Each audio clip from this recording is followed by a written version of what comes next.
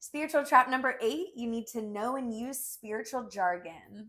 So on the awakening journey, you come across spirituality in the spiritual community. And just like trying to fit into society, how you look, how you think, how you act, now you're trying to fit into how you sound, trying to sound cool, using the right vocabulary. So there's a whole list in the spiritual community of all these different jargon words, and I'll read off a bunch of them. So ascension, abundance, manifestation, shadow self, quantum entanglement, quantum leap, chakras, synchronicity, divine timing, twin flames, soul connections, soul contracts, higher self, source, consciousness, oneness, non-duality, integration, alignment, detachment, intuition, download, transmission, activation, attunement, karma, reincarnation, vibration, frequency. The list just goes on and on and on. And it's not important to know all these words. You may experience these words and what other people are talking about with these words, but trying to learn, memorize, and understand them is not the point in your awakening journey. And that's the biggest part is we don't want to learn more information. There's a part within your spiritual awakening that we call the research phase, where you really start going down rabbit holes, spending a lot of time on the internet, trying to like compare your experience to other people's experience, make sure that you're going through the same thing, and then you open yourself up to all these different categories of the spiritual jargon. And not all of it is just jargon, right? There's a lot of really powerful and beautiful things to discover, but where the trap comes in is going into over research mode and trying to feel like you have to memorize and identify with every single one of these things.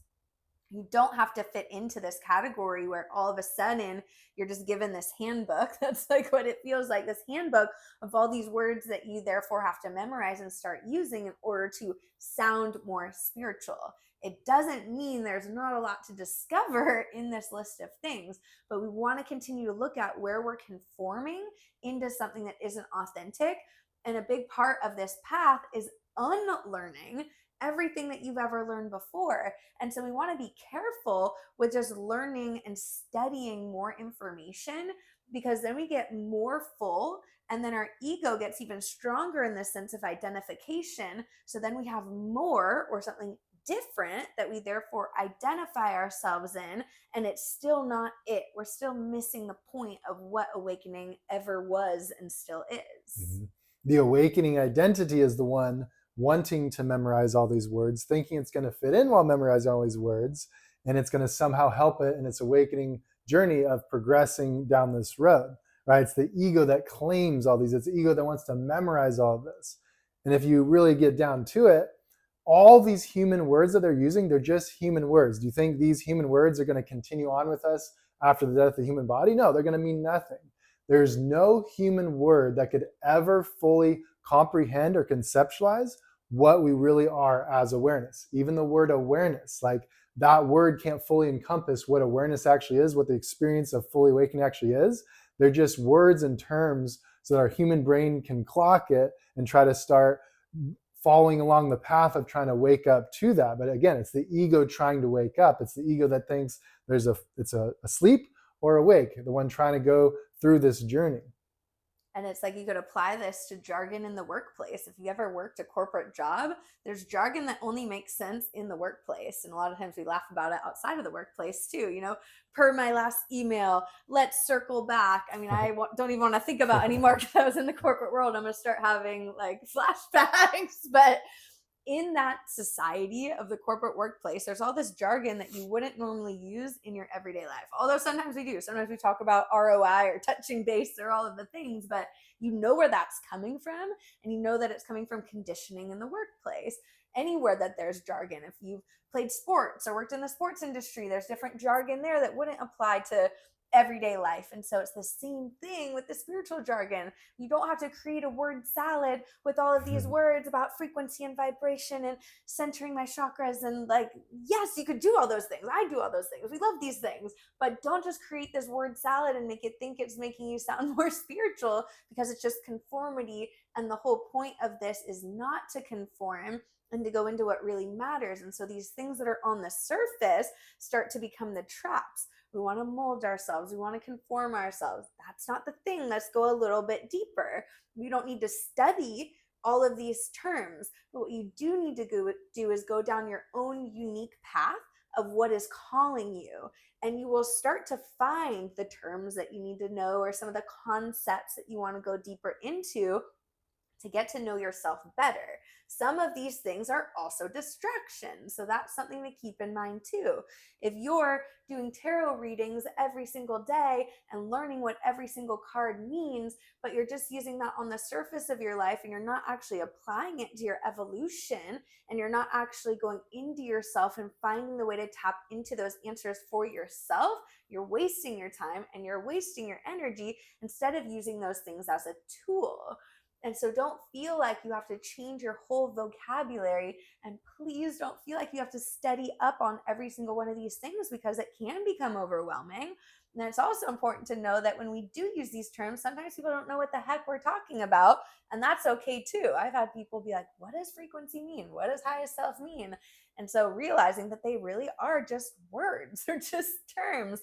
Let's get to the root and go even deeper into what those things actually mean, how it relates to your human experience, how that relates to your soul experience, and what is authentic to you on your path in this moment, and how can we unlearn and tap into your own experience versus just what you're hearing from other people.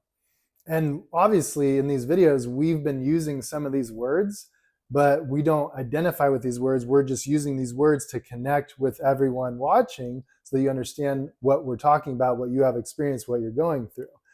But these words, like these memorizations of these words, is it literally what's going to, you're trying to memorize it so hard, it's going to stop you from evolving because you're so fixated on learning, on memorizing, on keeping information that actually should go away so that you can be open for what's more to come in your awakening journey.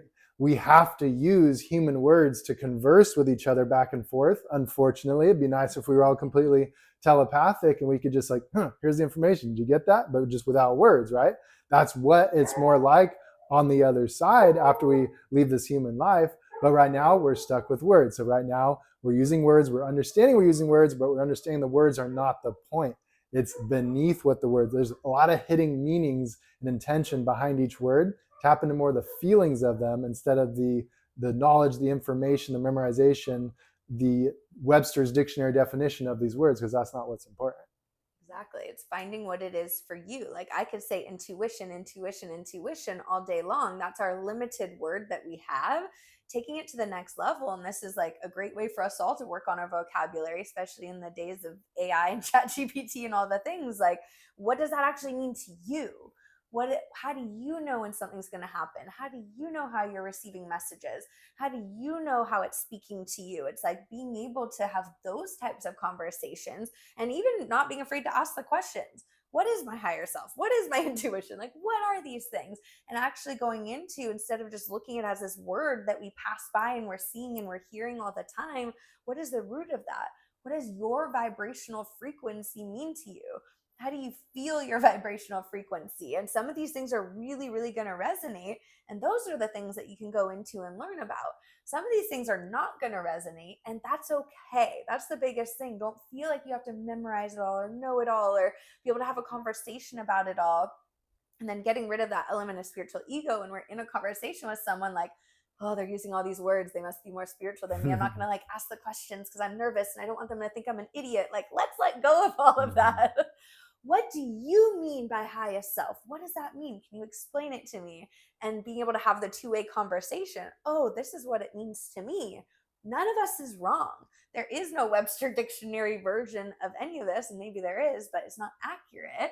And so that's the beauty of being able to talk about these words and talk about the experiences that you're having, because maybe you've had an experience and didn't even realize there's a word for it, and you end up discovering it. So there's still a lot of beauty within this.